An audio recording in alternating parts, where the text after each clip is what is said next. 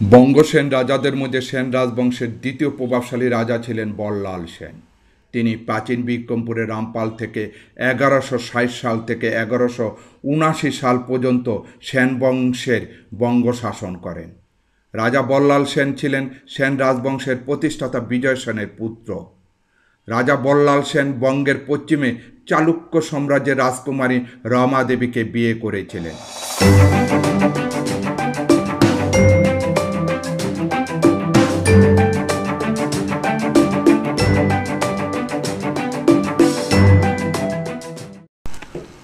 বঙ্গ সেন রাজাদের মধ্যে সেন রাজবংশের দ্বিতীয় প্রভাবশালী রাজা ছিলেন বল্লাল সেন। তিনি প্রাচীন বিক্রমপুরের রামপাল থেকে 1160 সাল থেকে 1179 সাল পর্যন্ত সেন বংশের বঙ্গ শাসন করেন। রাজা বল্লাল সেন ছিলেন সেন রাজবংশের প্রতিষ্ঠাতা বিজয় সেনের পুত্র। রাজা বল্লাল সেন বঙ্গের পশ্চিমে চালুক্য সাম্রাজ্যের রাজকুমারী রমা দেবীকে বিয়ে করেছিলেন। সেই সময় রাজা বল্লাল সেনের রাজকীয় বিয়ে দক্ষিণ ভারতের সঙ্গে সেন শাসকদের ঘনিষ্ঠ সামাজিক যোগাযোগের ইঙ্গিত বহন করে। রাজা বল্লাল সেন রামপালে 1083 সালে জন্মগ্রহণ করে। তিনি মৃত্যুবরণ করেন 1179 সালের দিকে। রাজা বল্লাল সেন বঙ্গের সামাজিক সংস্কার প্রথা পরিবর্তন করেছিলেন। এর মধ্যে বিশেষ করে কৈলিন্য প্রথা প্রবর্তনকারী হিসাবে তিনি সবচেয়ে পরিচিতি লাভ করেন। তিনি অসুদীনাথ নামক এক দাক্ষিণাত্য ব্রাহ্মণ বংশজাত ছিলেন। এই কারণে সেন রাজাদেরকে দিবরাজ অসুদীনাথ বংশজ বলে উল্লেখ করা হয়ে থাকে। তিনি ছিলেন একজন পণ্ডিত ব্যক্তি। তিনি লেখক হিসাবে পরিচিতি লাভ করেছিলেন। তার উল্লেখযোগ্য বই হচ্ছে বত্তসাগর, আচার সাগর, প্রতিষ্ঠা সাগর, দান সাগর এবং অদ্ভুত সাগর।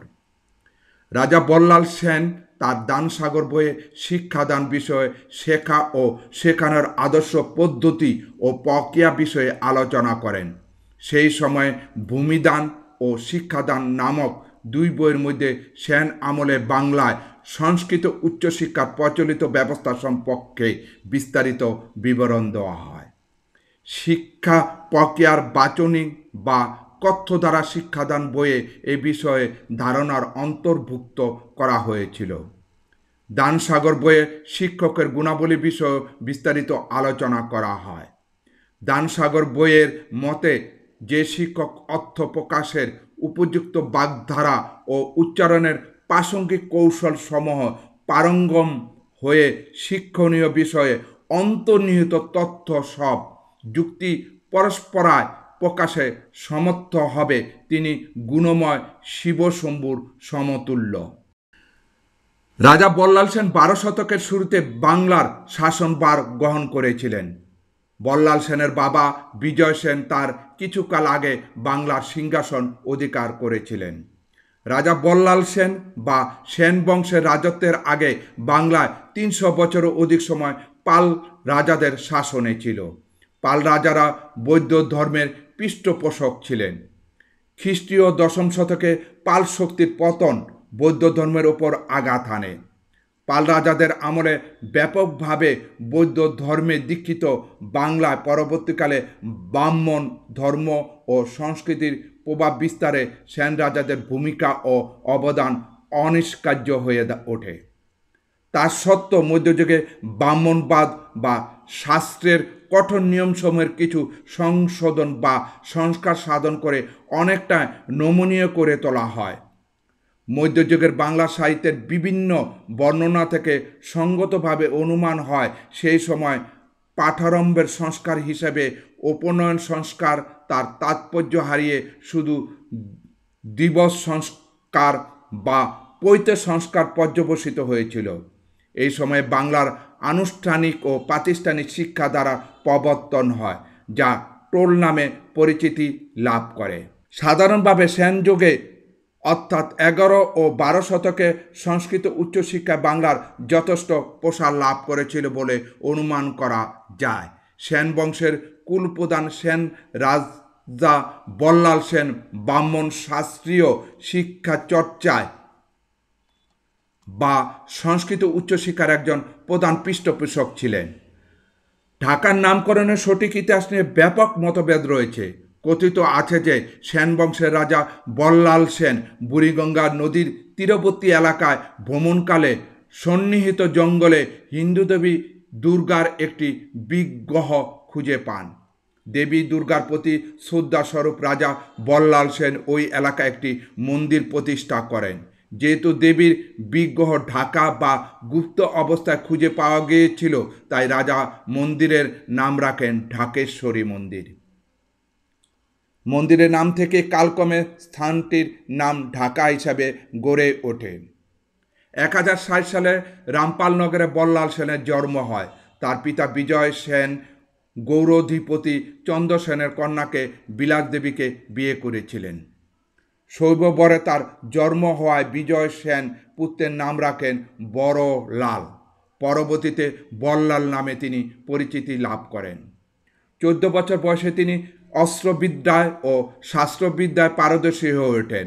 1168 সালে তিনি দানসাগর রচনা করেন এবং 1169 সালে অদ্ভুত সাগর রচনা শুরু করলেও পরবর্তীকালে তা সমাপ্ত করতে পারেননি।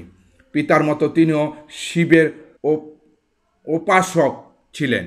অন্যান্য রাজকীয় উপাধির সঙ্গে তিনি শঙ্কর উপাধি গ্রহণ করেছিলেন। তিনি দক্ষিণ ভারতের পশ্চিম চালুক্য সাম্রাজ্যের রাজকন্যা রমা দেবীকে বিয়ে করেন।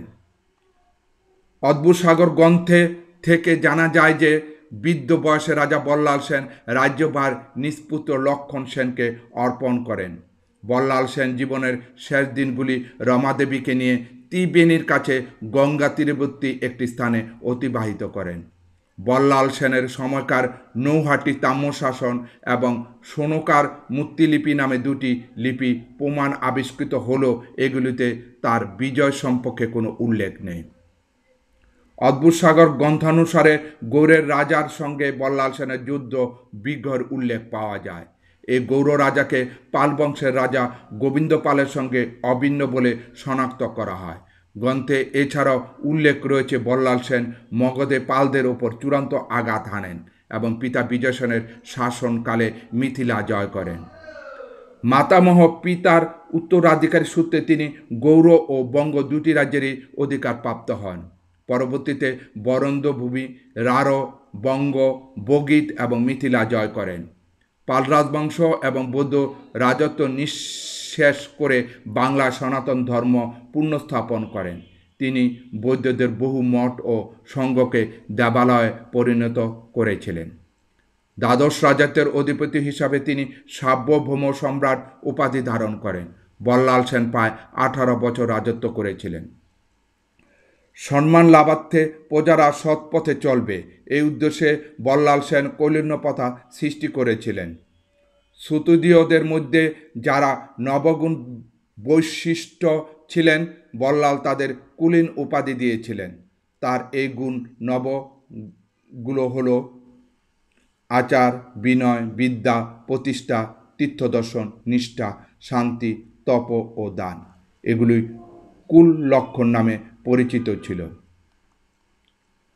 কৌলীন্য পরিবর্তন বল্লাল নিয়ম করেছিলেন যে প্রতি 36 বছর শেষে একবার বাছাই হবে, গুণ ও কর্ম অনুযায়ী কুলীন অকুলীন নির্বাচিত হবে। এই প্রক্রিয়াকে সমীকরণ বলা হয়। এই সমীকরণ তার পরবর্তী বংশধররা চালিয়ে যাবে। কুলমর্যাদা লাভার্থে সবাই ধার্মিক ও গুণবান হতে চেষ্টা করবে, এই ছিল রাজার উদ্দেশ্য। ঈশ্বরচন্দ্র বিদ্যাসাগর, রামগতি, তর্করত্ন প্রভৃতি বিজ্ঞ রাঢ়ীয় পণ্ডিতরা বল্লাল সেনকে কৌলীন্যের সৃষ্টি কথা বলেছেন। জ্ঞানের প্রতি বল্লাল সেনের যথেষ্ট অনুরাগ ছিল। শিলালিপির প্রশস্তিকারের তাকে বিদ্বান মণ্ডলী চক্রবর্তী বলে প্রশংসা করা হয়েছে।